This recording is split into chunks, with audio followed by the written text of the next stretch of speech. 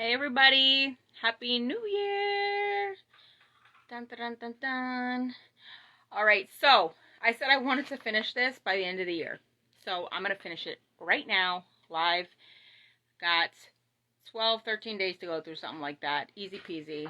And I'm going to be more transitioning into my private group, Making Dreams Reality. I'm not going to be going live as much in this group.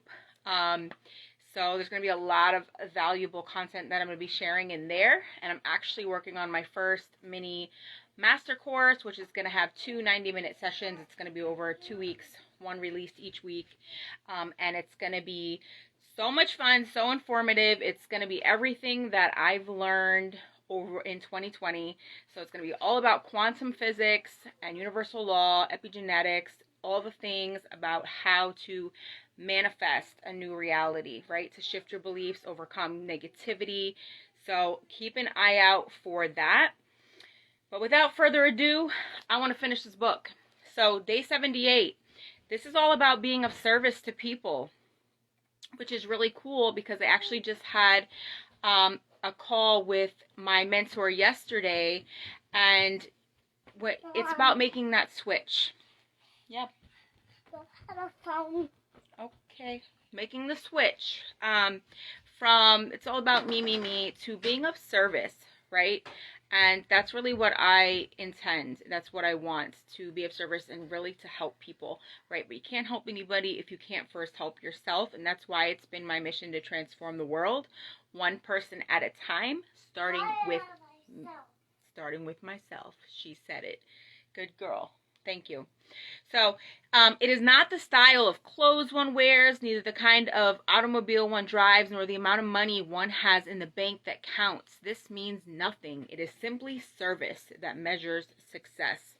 George Washington Carver. So now I want to acquaint you with a kind of thinking with the potential to change your life in another way. It might even redefine how you view success. In the 1890s, brilliant young George Washington Carver developed expertise in plant pathology and mycology and became the first African-American faculty member at Iowa State College. He was respected professionally and poised to be rewarded with finances, position, and fame. Yet all of these things he gave up to move to Tuskegee Institute in Alabama, in the heart of the Deep South, where he would be regarded as a second-class citizen. If Carver had focused his attention on patenting his findings, yes, no, or building a business, Amadeus, please go back to the table. Go back to the table with your leap pad. If Carver had attached his attention on patenting his findings, I'm a mom before anything, so that's why I choose to be a mompreneur, work from home, so that I'm able to be here with my kids. So you hear them in the background? They are here. So here we go. He could have become, if he would have focused on his attention on patenting his findings or building a business on his discoveries, he could have become a very rich man.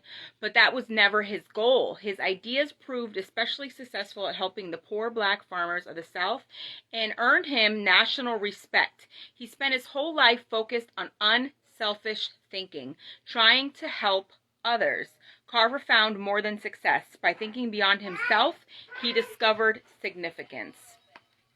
So on a scale of 1 to 10, with 1 being always looking out for number 1 and 10 being focused on helping others, how do you rate yourself as an unselfish thinker? So again, on a scale of 1 to 10, with 1 being always looking out for number 1 and 10 being focused on helping others, how do you rate yourself as an unselfish thinker? I'd say me like maybe an 8.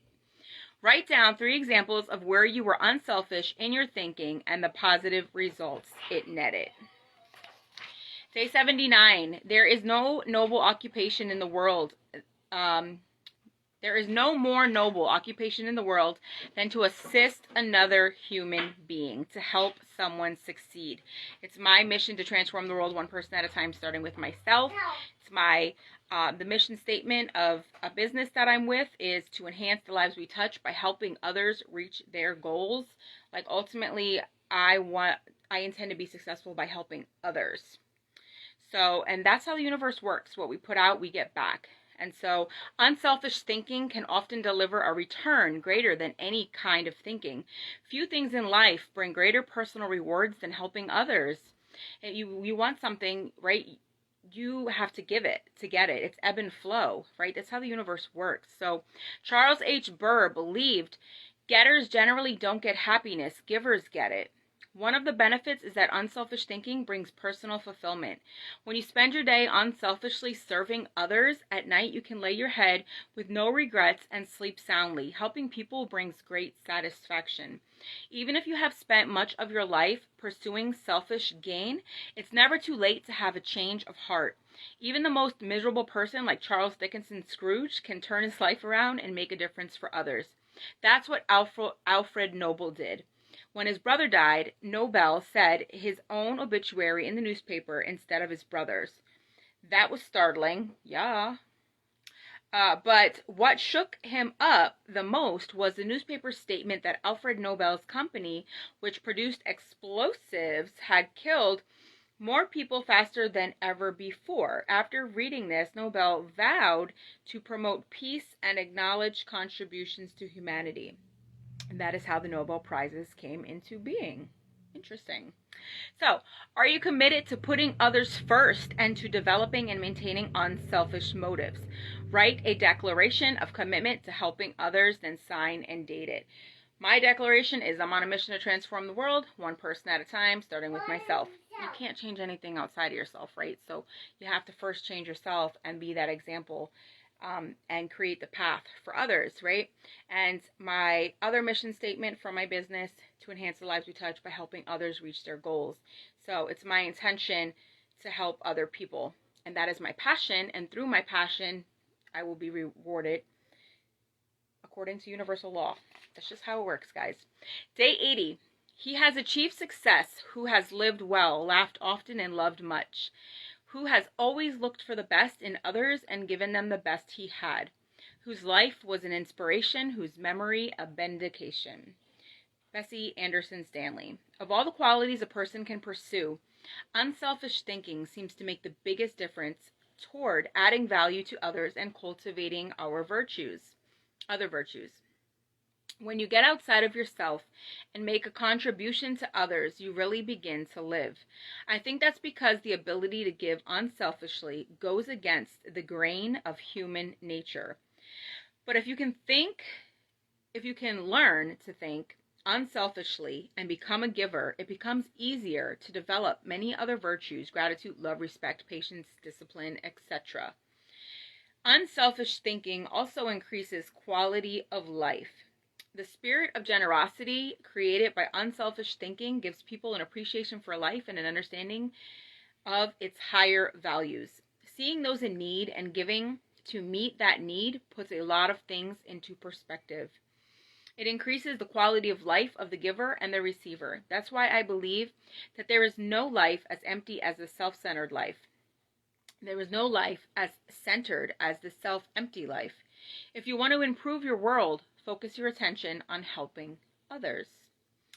So what assets do you have that could be used to invest in another person? We all have something. We all have a shape, a personal shape, right? Our spiritual gifts, our heart, our abilities, our personality, and our experiences that we can use and share to help others, okay?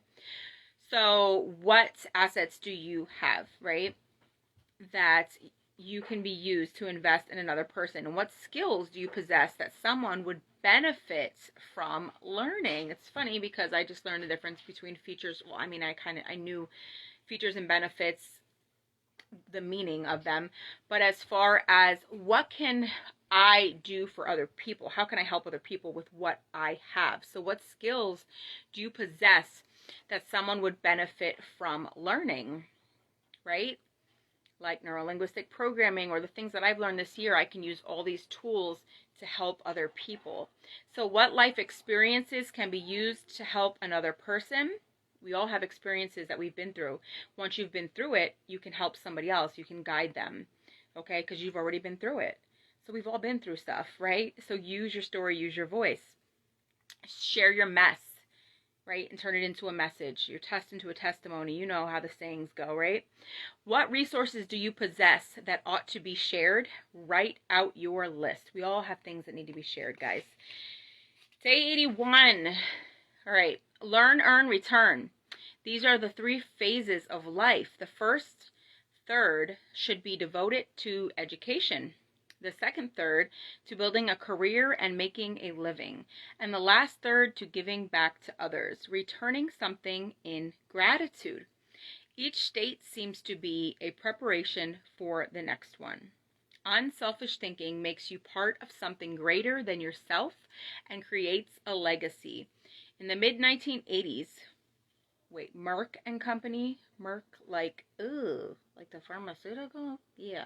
Merck and Company, the global pharmaceutical corporation, developed a drug to cure river blindness, a disease that causes blindness in millions of people, particularly in developing countries where potential customers couldn't afford to buy it. Merck developed the drug anyway and announced that they would give the medicine free to anyone who needed it. I don't know if I want it. Merck developed the drug anyway, blah, blah, blah. As of 1998, the company had given more than 250 million tablets away. And I wonder how many of those people came back to get compensation. George W. Merck said, "We try never to forget that medicine is for the people." Yeah, I don't believe in medicine, so John Maxwell, I'm sorry, but I don't agree with you on this. It is not for profits. The profits follow. Yeah, no, medicines are all about profits. Pharmaceutical industry is all about profits. It's not healthcare. It's sick care. It's all about keeping us sick to make money. So John Maxwell, you need to, that's one thing that you got to step out of the status quo and regular normal thinking about, because you're the new fashion Mima. Hello. Hello. Hello, guys. She loves those glasses. Watch my hot chocolate is right there, baby. So, the lesson to be learned, though, simple. Instead of trying to be great, be part of something greater than yourself. All right? Side note, my mentor, my coach, I love her because we are on the same page as far as spirituality, and she respects every different type of spirituality or religion or path to God, as she puts it, right? She just says, as long as you believe in a higher power, something other than yourself, it doesn't matter what you call it. And I agree with her 100%. I say to each their own path. All paths lead within, and that's where the work must be done. Okay, so it doesn't matter what you believe, you'll get there someday. It's to each their own path. The lesson to be learned, though, instead of trying to be great, be part of something greater than yourself. And if you are successful, it becomes possible for you to leave an inheritance for others. But if you desire to do more, to create a legacy, you need to leave that in others, like your children, for example, right? You want to break generational curses and change and limiting beliefs and negative patterns within your own family, right? To not only change yourself, but for your children and for the future. So set giving goals for yourself. What can you do to help others that will in no way benefit you other than to give you internal satisfaction? I've given away free sessions, right? Didn't benefit me because I do practicing, I guess, but yeah, set an amount of money to give away this year, anonymously if possible. Decide on a number of hours a week or month to serve others, and find a cause that you can help to succeed. So whatever that is, just start being of service to others. It's not all about me, right? So like I was going to read this to myself, honestly, and then I started finishing it and I was like, you know what, I'm just going to jump on live because maybe somebody can benefit from something that I'm reading. So, hey, Marina, I think that was you. So people with humility don't think less of themselves. They just think of themselves less. Ken Blanchard and Norman Vincent Peale. Norman Vincent Peale is the author of Power of Positive Thinking. Great book. Most people recognize the value of unselfish thinking and agree that it's an ability they would like to develop. To begin cultivating the ability to think unselfishly, put others first. You need to stop thinking about your wants and begin focusing on others' needs. This is the shift that I'm really, really, really making, you know. It's always been my intention to help other people, but of course I had things that I was going through in my own personal life, right? And so guys, we're just incredible. Like our minds, our power of our minds and all the things and the shifts that you can make and how you can completely transform your life. It's absolutely, absolutely incredible. And how we can work with the laws of the universe to create beautiful things, beautiful manifestations in our lives. Yes. What is this? Where's Daddy? Where's Dad? Did he leave? I thought he came back. I thought I heard him. All right, so Paul the Apostle exhorted, do nothing out of selfish ambition or vain conceit, but in humility consider others better than yourselves. Each of you should look not only to your own interests, but also to the interests of others. Make a mental and emotional commitment to look out for the interest of others. Then expose yourself to situations where people have needs. To make the transition, this is the transition I'm going through, a couple different transitions from 2020 now into 2021. Did it shut off? It's dead then, okay? Go on your leap pad, please. Put yourself in a position where you can see people's needs and do something about it. I see the needs of people, right? And I was just really growing myself in 2020, and now I'm like really ready to step into a new role of leadership and help other people, right?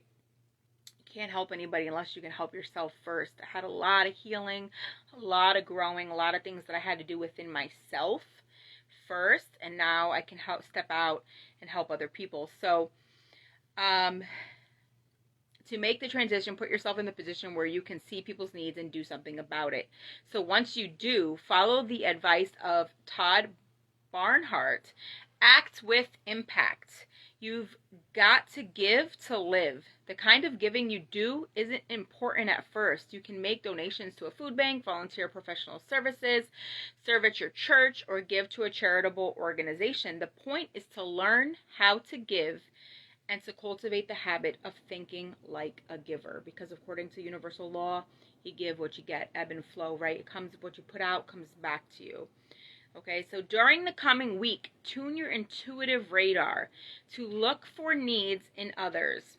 What needs do you perceive and feel prompted to help? Don't wait, take action. I've been taking action. There's so many people I want to help. People have to also want to help themselves. You can't help those who don't want to help themselves. You can lead a horse to water, but you can't make them drink, right? So, day 83, what seems to be generosity is often no more than disguised ambition, which overlooks a small interest in order to secure a great one. Once you have learned to give of yourself, the next step is to learn to give quietly or anonymously. It's almost always easier to give when you receive recognition for it than it is when no one is likely to know about it. The people who give in order to receive a lot of fanfare, however, have already received any reward they will get. There are spiritual, mental, and emotional benefits that come only to those who give anonymously. The Bible says to give anonymously, right? Not in those exact words, but to not boast or put your things before for everyone like to see, right? If you've never given when you cannot receive anything in return, try it. I have. The hardest thing is fighting our natural tendency to put ourselves first. That's why it's important to continually examine your motives to make sure you're not sliding backwards into selfishness. Follow the modeling of Benjamin Franklin. Every day he asked himself 2 questions. When he got up in the morning, he would ask, what good am I going to do today? And before he went to bed, he would ask, what good have I done today?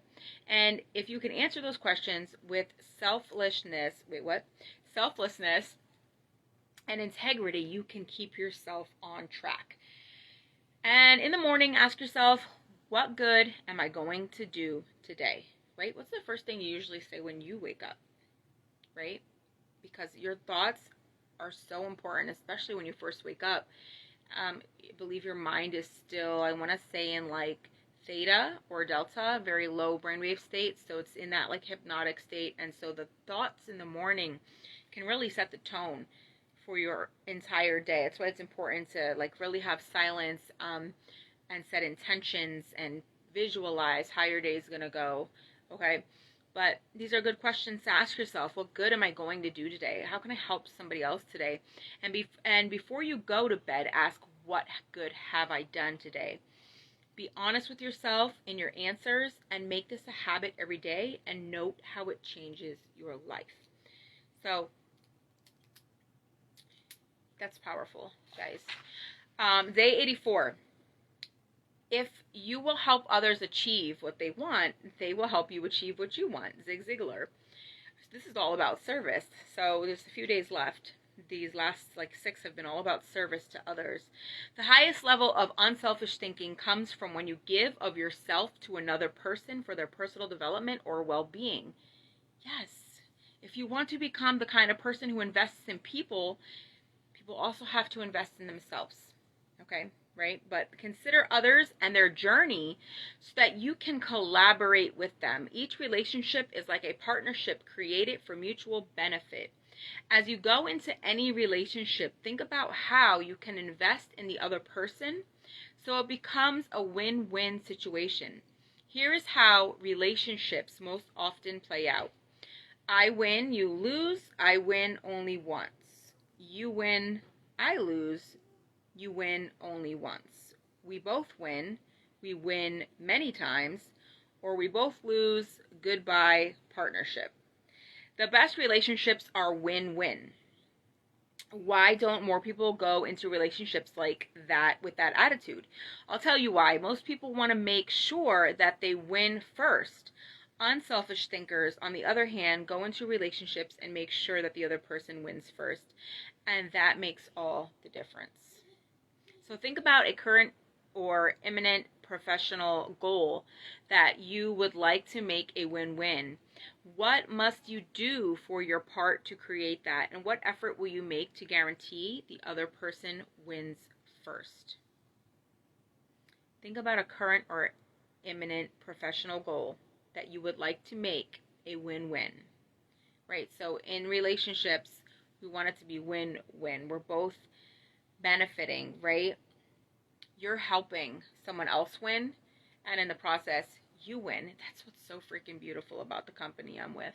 It's all about helping others, and in return, you are rewarded, right? So,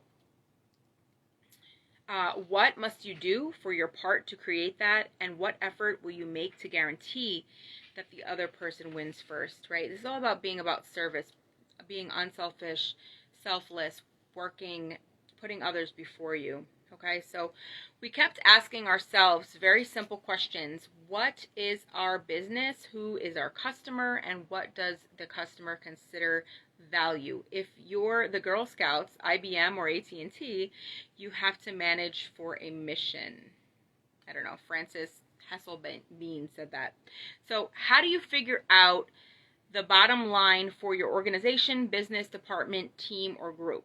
In many businesses, the bottom line is literally the bottom line.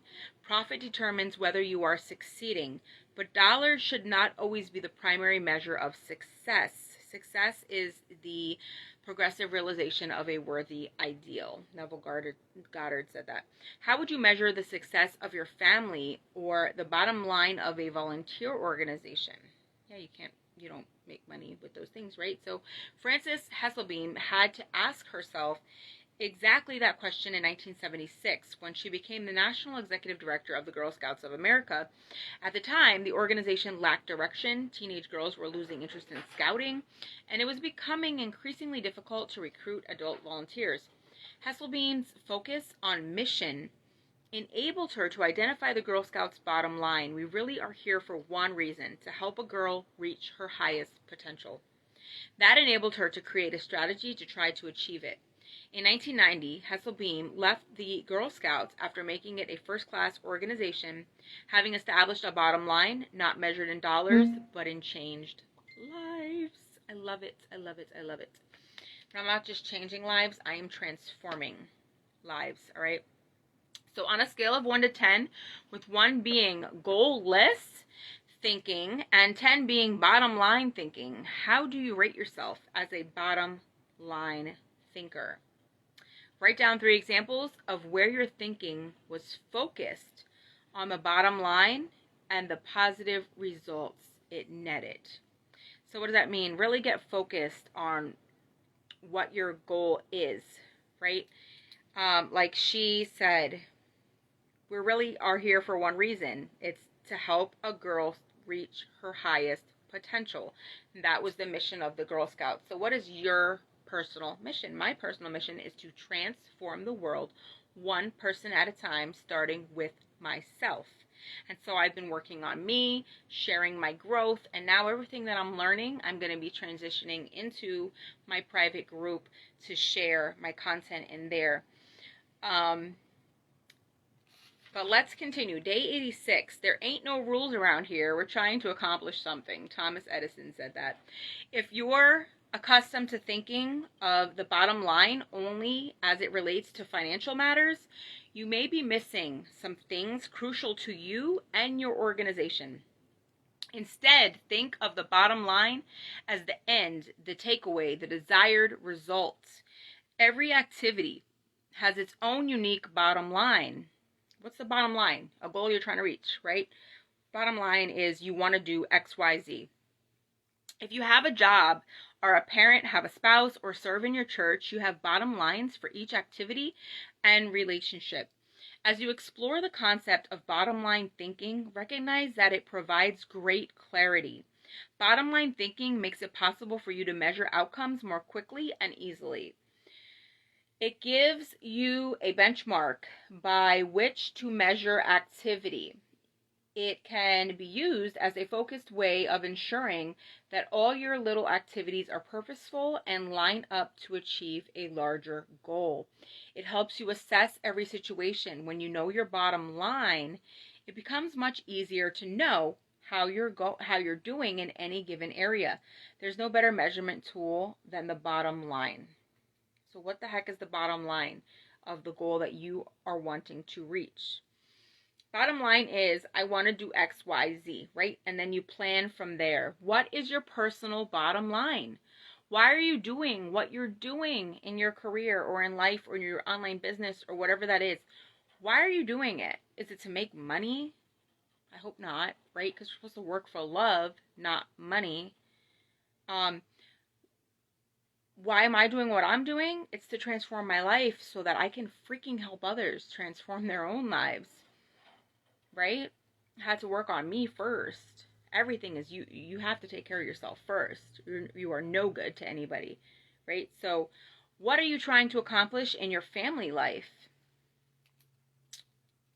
And can you describe what purpose you believe you've been put on this earth to accomplish? That is a big one. Can you describe what purpose?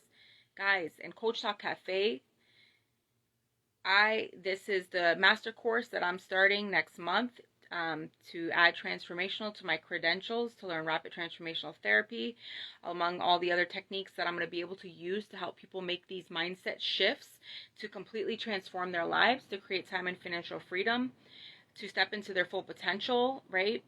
To create a life of their dreams and manifest all of their desires, right? But so it's all about purpose. Coach Talk Cafe, connecting people to purpose and creating global abundance. So can you describe your purpose? What do you believe you've been put on this earth to accomplish? Not many people know it. And if you don't have any idea, do some deep diving in your soul within. You got to go within to find these things, okay? Day 87. A small body of determined spirits fired by an unquenchable faith in their mission can alter the course of history. Mahatma Gandhi said that. There's also a quote I have on my computer back here. It's shut off right now though. Never doubt what one small group of people can do for the world. In fact, or how one small group of people can change the world. In fact, it's the only thing that ever has. I forget who says that, but I love that. A small body. Oh, geez, thank you. Thank you, baby. I gotta hop off of here soon, so I'm gonna finish this book, and then I have a working Zoom. So Miracle Mavens all day, baby. Miracle Maven is an alchemist, makes miracles consistently happen in their life. Alchemist basically transmutes a negative to a positive using the power of love. Can you share your cupcake? In a moment, please. I need to finish this book, okay? So, let me read that one more time. The small body of determined spirits fired by an unquenchable faith in their mission can alter the course of history. Mahatma Gandhi. When the Girl Scouts were struggling in the 1970s, outside organizations tried to convince its members to become women's rights activists or door-to-door canvassers. But under Heiselbeam, it became easy to say no. The people in the organization knew their bottom line and wanted to pursue their goals with focus and fervency. Bottom line thinking helps you to make the best decisions. Bottom line thinking also generates high morale. When you know the bottom line and go after it, you greatly increase your odds of winning. And nothing generates high morale like winning. Sports teams that win the championship, or company divisions that achieve their goals, or volunteers who achieve their mission get excited. Hitting, I know, please, we'll leave it there, please. You just get like icing on my face, really. Volunteers who achieve their mission get excited, right? Hitting the target feels exhilarating. Like nobody likes to not reach their goals.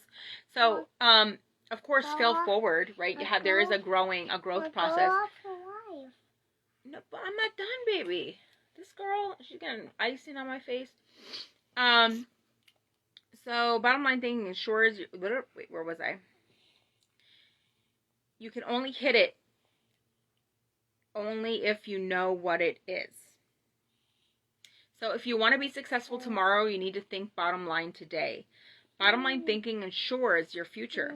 Look at any successful, lasting company, and you'll find leaders who know their bottom line. They make their decisions, allocate their resources, hire their people, and structure their organization to achieve the bottom line. Okay, so give some thought to your career, family, recreation, service, and life purpose, y'all. Work to right. Go off. I'm not finished, Leilani. Wait, what is that word? Wow. Suck it. What? Guys, please help me here. Suck it. SUCCINCTLY. Suck ink. Wait, what the? Succinctly. What is that word, y'all? Work to write whatever your bottom line for each. Then use these statements as your guiding principles for decision making. Succinctly. I've never seen that word before. Day 88. Set yourself earnestly to see what you were made to do, and then set yourself earnestly to do it. Phillips Brooks. It isn't hard to see the value of a bottom line. Most people would agree that bottom line thinking has a high return, but learning how to be a bottom line thinker can be challenging. The process begins with identifying the real bottom line, knowing what you're going after. That's what I keep saying. Like, what do you want? You want to do X, Y, Z, right? It can be as lofty as the big picture vision, mission. Baby, I do not want this right now. Please set it down. It can be as lofty as the big picture vision, mission, or purpose of an organization, or it can be as focused as what you want to accomplish on a particular project. What's important is that you be as specific as possible. If your goal is for something as vague as success, you will have painfully difficult time trying to harness bottom line thinking to achieve it. You got to get clear goals and visions, right? So one of the things you can do to improve your bottom line thinking is to set aside your personal wants. Instead, try to get to the results you're really looking for the true essence of the goal. You can also set aside any emotions that may cloud your judgment, and you can remove any politics that may influence your perception. What are you really trying to achieve?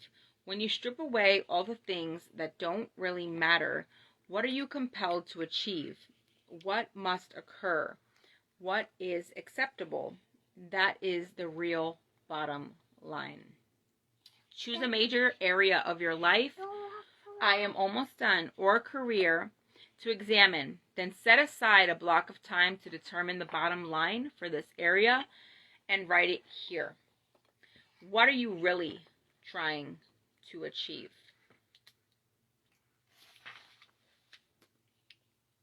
Day 89. Great leaders have a heart for people. They take time for people. They view people as the bottom line, not as a tool to get the bottom line. Have you ever been in a conversation with someone whose intentions seem other than stated? Sometimes the situation reflects intentional deception, but it can also occur when the person doesn't know his own bottom line. The same thing happens in companies. Sometimes, for example, in idealistically stated mission and the real bottom line don't jibe. Purpose and profits compete. You must make the bottom line the point.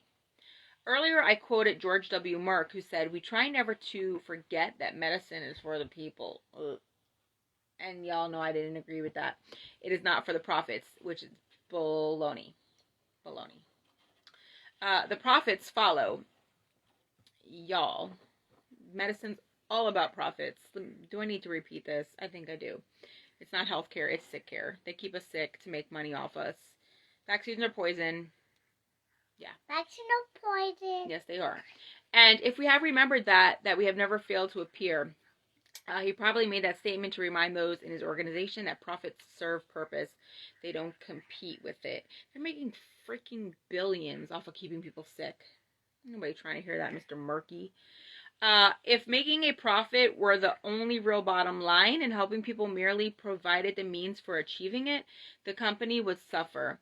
Its attention would be divided. The company would suffer if the Vaccine Injury Act of 1986 wasn't in place, because they'd be giving out, well, they make way more than they dished out, but that's with less than 1% of vaccine injury being reported. They've given out over $4 billion since 1986. Well, no, they haven't, the company, taxpayer dollars, because of this law.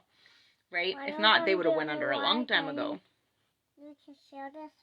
Okay. So, its attention would be divided, and it would neither help people as well as it could, nor make as much profit as it desired. Well, it's not. Pharmaceutical industry is not helping people. Sorry, that's my personal opinion. I believe that there's no wealth in health. They keep us sick to profit off of us. So like I said, John Maxwell, you got to wake up on that aspect. But continuing with yesterday's thought, now that you have made the bottom line your point of emphasis, not a substitute for another unstated goal or just a step toward it, develop a strategy for accomplishing the bottom line. Oh, my foot's numb. All right, day 90. This is it, guys. This is the last day.